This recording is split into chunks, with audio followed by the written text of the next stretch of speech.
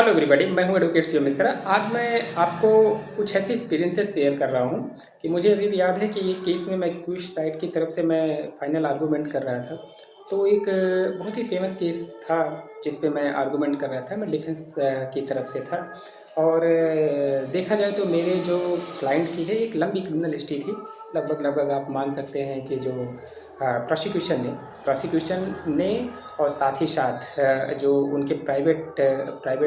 जो उनके प्रोसिक्यूशन के साइड से जो एडवोकेट थे, उन्होंने कोर्ट के सामने जब मैं आर्गूमेंट किया, फाइनल आर्गूमेंट की स्टेज था, तो उन्होंने क्या किया कि उन्होंने एक लंबी क्रिमिनल हिस्ट्री एक कोर्ट में प्रोड्यूस किया हमारे एक्यूज पर्सन के अगेंस्ट में। एक्यूज पर्सन को मैं रिप्रेजेंट कर रहा था एज ए डिफेंस लॉयर। तो उन्होंने एक 90 से ज़्यादा क्रिमिनल हिस्ट्री हमारे कोर्ट में, हमारे अगेंस्ट में उन्होंने कोर्ट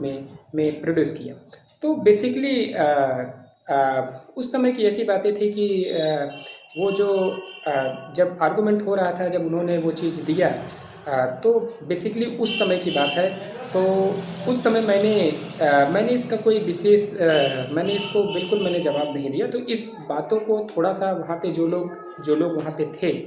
क्योंकि वो क्रिमिनल हिस्ट्री थी, मुझे एक चीज़ की जानकारी थी कि किसी केस में मुझे कन्विक्शन हुआ नहीं है, सिर्फ क्रिमिनल हिस्ट्री है। तो जब प्रोसिक्यूशन के जो प्राइवेट एडवोकेट हैं, प्रोसिक्यूशन साइड से जो प्राइवेट एडवोकेट है, जब उन्होंने कोर्ट में उस एविडेंस को उन्होंने क्रिमिनल हिस्ट्री को हमारे कोर्ट के सामने प्रोड्यूस किया, तो उस समय मैंने उस पर ज़्यादा ध्यान नहीं दिया। तो बेसिकली इन सब सिचुएशंस में जो हमारे साथ टीम मेंबर्स थे,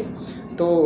उन लोगों ने भी इस पर उनको बहुत डाउट हुआ, या फिर बहुत उन्होंने कहा इसके बारे में आपने क्यों नहीं किया। तो इसके पीछे की रीजनिंग मैं आपको बताता हूँ। तो बेसिकली अगर हम अपने क्रिमिनल जस्टिस सिस्टम में अगर हम एविडेंस एक्ट को देखें, बेसिकली जो क्रिमिनल जूरिस्प्रूडेंस का जो प्रिंसिपल्स है, जो एविडेंस एक्ट हमारा है, चाहे इंडियन एविडेंस एक्ट की बात करें, चाहे भारतीय साक्ष्य अधिनियम, जो इस समय भी जो हमारे जो नए हमारे एप्लीकेबल हुए हैं, उन दोनों में अगर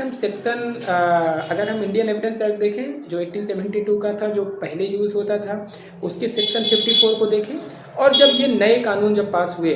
तो उसमें सेक्शन 49 को अगर हम देखते हैं, दोनों चीज़ें अगर हम देखते हैं, पहले में 54 जो इंडियन एविडेंस एक्ट था उसमें 54 का सेक्शन है, और नए वाले में उसमें कोई चेंजेस लेजिस्लेचर ने इस बार भी नहीं किया, तो एज इट इज़ है। तो अगर हम उसको रीड आउट करते हैं, अगर उसको हम समझते हैं, तो उसमें सिर्फ यही है कि in criminal proceeding the fact that the accused person has a bad character is irrelevant unless evidence has been given that he has a good character, in which case it become relevant।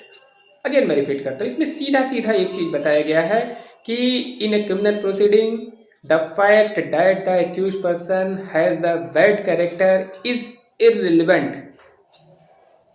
unless evidence has been given that he has a good character।